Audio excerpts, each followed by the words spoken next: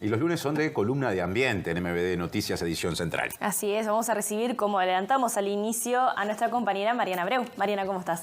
¿Cómo andan, compañeros? Como dijimos, vamos a estar hablando de los bonos de carbono que se presentan como una herramienta para mitigar el cambio climático. Y en este espacio que nos gusta hacernos preguntas, vamos a dejar esta pregunta planteada de si es una herramienta válida para este fin. Estos certificados que emiten determinadas empresas o emprendimientos que secuestran carbono, generalmente a través de plantaciones forestales, de árboles que absorben este dióxido de carbono que está en la atmósfera y lo guardan durante determinado tiempo, o a través de técnicas de pastoreo en el suelo que hacen que el suelo retenga más carbono. Y bueno, estas toneladas de carbono que se secuestran, que se capturan, se, digamos, capitalizan, se comercializan, se les pone un valor, un precio, un valor de mercado que luego otras empresas compran, y son empresas generalmente grandes que generan grandes emisiones de dióxido de carbono, que se pasan de ciertos parámetros, o bueno, por un tema de responsabilidad social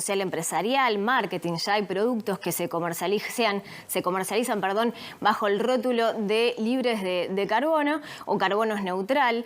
Entonces, bueno, esto es lo que sucede en este mercado que comienza a tomar fuerza en los años 90, en donde se empiezan a financiar este tipo de iniciativas por la preocupación creciente que hay con la cantidad de emisiones de dióxido de carbono y su impacto en el cambio climático, en el calentamiento global. También hay particulares que pueden, digamos, compensar su huella de carbono, las emisiones que generan sus actividades diarias. Yo estuve investigando una página de una empresa que tiene sus oficinas en Uruguay, que, bueno, lo que propone es que las empresas o los particulares, como decía, puedan hacer este cálculo de la huella de carbono. Entonces se consulta por ejemplo, qué tipo de alimentación consume, cuánta energía consume, si viaja en bici o en auto, si hace viajes de avión. Entonces le da un cálculo, le da una cifra que puede pagar en esa misma página, y esa cifra, bueno, va a financiar determinados proyectos que pueden ser desde preservar el Amazonas a otro tipo de emprendimientos. Todo esto genera cuestionamientos en el ámbito académico y también social, y vamos a escuchar en la voz de José Paruelo, quien es doctor, quien es grado 5 en la Facultad de Ciencias de la UDELAR y también investigador en el Instituto Nacional de Investigación Agropecuaria. Claramente están sobrevalorados, hay límites muy claros acerca de sobre cuánto carbono puede ser secuestrado, son límites biofísicos, digamos, y después hay una cantidad de otros problemas. Lo que estamos haciendo, sobre todo con estos mercados voluntarios, es transformando un flujo que tiene lugar en la naturaleza en un activo financiero que se comercializa, con el cual se especula. Poner una lógica de especulación en mercados financieros en torno de un problema tan grave como el cambio climático es riesgoso. Transformar en una mercancía las emisiones de carbono, la biodiversidad del agua, implica pensar en ellas con una lógica instrumental, cuando en realidad lo que está en juego son otras cosas que no tienen sustitución. Estamos haciendo arreglos entre privados sobre cosas que nos involucran a todos. Y entonces el nivel de control que tendríamos que tener sobre eso como estados, como sociedad, debería ser mayor. ¿Qué es lo que dicen, Mariana, quienes defienden estas iniciativas? Ahí va, hay diferentes actores en este mercado del carbono, ¿no? No solamente estos proyectos o estas empresas que compran los bonos, sino también intermediarios, auditorías, consultoras que justamente legitiman este tipo de proyectos. Y nosotros conversamos con uno de los actores que está en este tema, Agustín Intamuso, ingeniero agrónomo, gerente de la consultora en cambio climático Climit, quien, bueno, lo que decía era que si esto no existiera, o sea, el tema de los bonos de carbono, habría proyectos amigables con el ambiente que no se podrían llevar adelante o que no serían tan viables desde el punto de vista económico. Y de hecho, él también afirmaba que están creciendo los negocios aquí en Uruguay, sobre todo de emprendimientos locales con empresas europeas o norteamericanas. Y antes de ir a lo que decía Agustín, también, bueno, comentar un aspecto que tiene que ver con la regulación de este mercado, que recién escuchamos a José Paruelo hacer referencia a ello.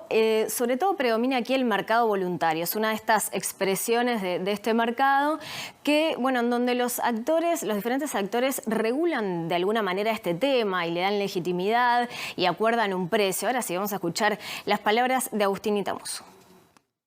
Es un mecanismo de financiamiento para actividades buenas y como puede haber otros mecanismos, un subsidio o emitir deuda indexada a cambio climático, son mecanismos para financiar actividades y este es uno. Creo que es válido e interesante que muchas empresas en Uruguay lo han hecho y van a seguir haciéndolo y que sigue habiendo compradores y mercado para estos temas. Son empresas que miden su huella de carbono, saben que están emitiendo tal nivel de emisiones, que las gestionan, tratan de reducirlas, pero la manera de llevarlas a cero sería cerrar la empresa. Y eso no queremos que pase. Que la empresa siga funcionando. Como sigue funcionando, sigue teniendo emisiones. Pero puede comprar créditos de carbono y entonces neutralizar sus emisiones. Y entonces se genera este mecanismo donde una empresa europea puede estar financiando proyectos que se desarrollan en Uruguay o en cualquier parte del mundo. El proyecto tiene que demostrar que no se haría, o por lo menos que tiene barreras para implementarse. Es un mecanismo de financiamiento el crédito de carbono, es para que se desarrollen este tipo de actividades, es la manera de transar por el bien que estoy haciendo al ambiente. Yo como hago un proyecto que hace bien al ambiente, eso lo traduzco en un producto que después lo comercializo internacionalmente y me financia la actividad. Mariana, escuchando toda esta información, genera bastante intriga. ¿Cuánto cuesta un bono de carbono?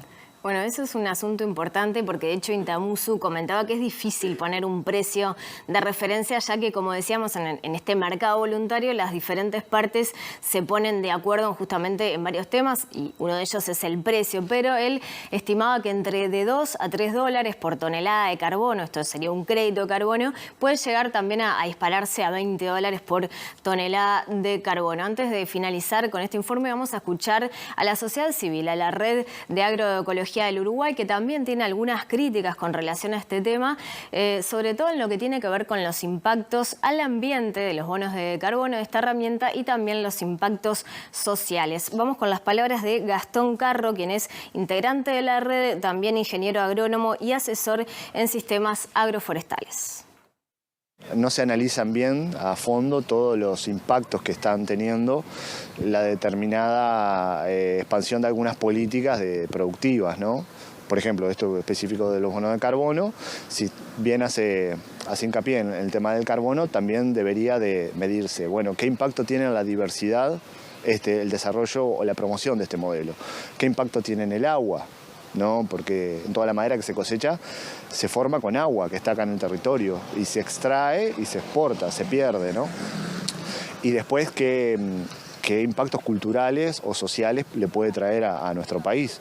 Si uno lo ve desde el punto de vista de la soberanía alimentaria, ¿no? de cuán seguro, cuánto alimento accesible está produciendo nuestro país para su consumo propio, estas políticas irían en contra, porque apuntan a financiar y a expandir modelos que concentran grandes cantidades de tierra. Eso nos deja en un escenario mucho más dependiente para no poder producir nuestros propios alimentos. Eso crea desigualdad.